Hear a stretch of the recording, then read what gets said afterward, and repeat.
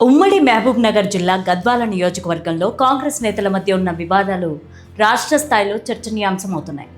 MLA బండ్ల కృష్ణమోహన్ రెడ్డి, సరితా తిరుపతయ్యల మధ్య నడుస్తున్న వర్గ విభేదాలు ఇంకా తగ్గడం లేదు. ఎమ్మెల్యే బండ్ల బీఆర్ఎస్ నుంచి కాంగ్రెస్లోకి వచ్చిన నాటి నుంచి మొదలైన ఈ గొడవలు నేటికి తగ్గడం లేదు. సీఎం రేవంత్ రెడ్డి, మంత్రులు అందరూ సరితా తిరుపతయ్యకే ఎక్కువ ప్రాధాన్యత ఇస్తున్నారని జోరుగా ప్రచారం నడుస్తోంది. దీంతో పార్టీ మారి తప్పు చేశానా అనే ఆలోచనలో ఎమ్మెల్యే ఉన్నారట.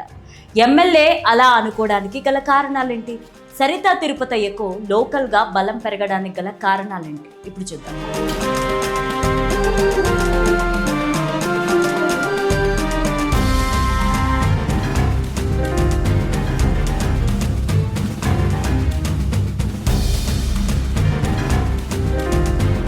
2023 అసెంబ్లీ ఎన్నికల్లో గద్వాల నియోజకవర్గంలో కాంగ్రెస్ ఓడిపోయిన తర్వాత ఇక దానిని ఎవరూ పట్టించుకోరని అందరూ అనుకున్నారు. కానీ ఉమ్మడి జిల్లాను ఎలాగైనా అభివృద్ధి చేసుకోవాలని సీఎం రేవంత్ రెడ్డి ఓ సంకల్పంతో ఉన్నారు. అందుకే ఉమ్మడి జిల్లా వ్యాప్తంగా పలు అభివృద్ధి కార్యక్రమాలను చేపట్టేందుకు ప్రణాళికలు రచిస్తున్నారు.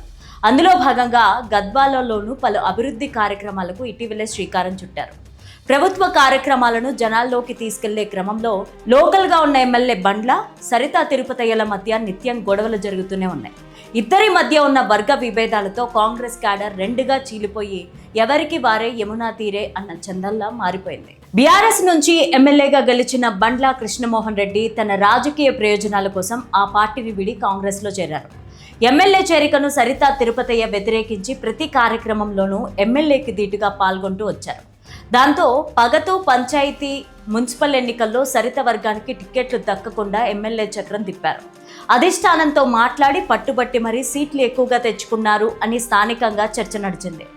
ఆ ఎన్నికల తర్వాత అధిష్టానం పైన సరితా తిరుపతయ్య ఆగ్రహం వ్యక్తం చేసి ఢిల్లీ పెద్దలకు ఫిర్యాదు చేసేందుకు కూడా రెడీ అయ్యారని జోరుగా చర్చ నడిచింది.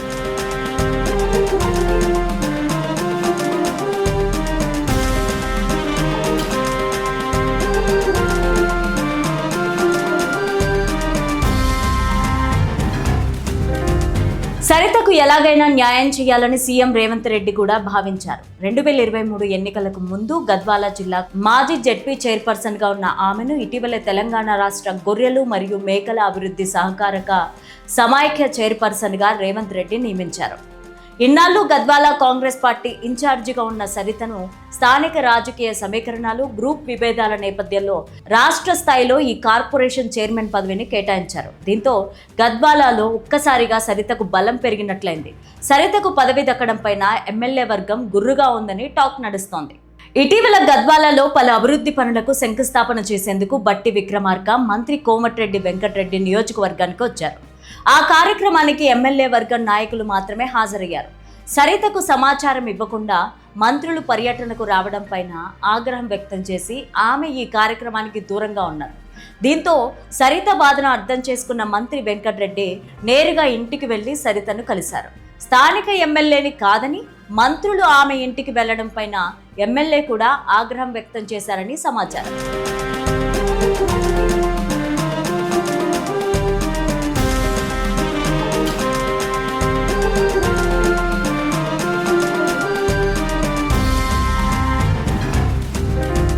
నియోజకవర్గ అభివృద్ధి కోసం పార్టీ మారి కాంగ్రెస్లో చేరిన ఎమ్మెల్యే బండ్లకు ఆది నుంచి కూడా అవమానాలే ఎదురవుతూ వస్తున్నాయి. ప్రతి కార్యక్రమంలోనూ సరిత వర్గంలో ఆయనకు విభేదాలు వస్తూనే ఉన్నాయి. ఇటీవలే మంత్రుల పర్యటన తరువాత లోకల్గా ఆయన స్థాయి మరింత పడిపోయిందనే టాక్ వినిపిస్తోంది. దీంతో ఎమ్మెల్యే పార్టీ మారి ఏమన్నా తప్పు చేశానా అనే ఆలోచనలో పడ్డారట. పార్టీ ఫిరాయింపుల కేసులో ఇప్పటికీ ఆరోపణలు ఎదుర్కొంటూ ఏ పార్టీలో ఉన్నానో చెప్పుకోలేని స్థితిలో ఎమ్మెల్యే ఉన్నారు. సరిత వర్గానికి రోజు రోజుకి ప్రయారిటీ పెరిగిపోతూ ఉండడంతో ఆయన తట్టుకోలేకపోతున్నాడట. ఇక ఎన్నికలకు 2 ఏళ్లు మాత్రమే ఉంది. ఎమ్మెల్యేల పార్టీ ఫిరాయింపు కేసుతో ఆయన అటు బీఆర్ఎస్ కార్యకర్తలకు, ఇటు కాంగ్రెస్ కార్యకర్తల మధ్య నలిగిపోతున్నారు. ఇదంతా చూస్తుంటే 2029 ఎన్నికల్లో ఆయనకు కాంగ్రెస్ నుండి ఎమ్మెల్యే టికెట్ వచ్చేది కూడా కష్టమే అనే టాక్ గట్టిగా వినిపిస్తోంది. ఎన్నికలకు ఇంకా సమయం ఉంది కాబట్టి ఆలోపు రాజకీయాలు ఏదైనా జరిగే అవకాశం ఉంటుంది. 2029 ఎన్నికల్లో కాంగ్రెస్ నుంచి ఎవరికి టికెట్ దక్కుతుందో చూడాలి మరి.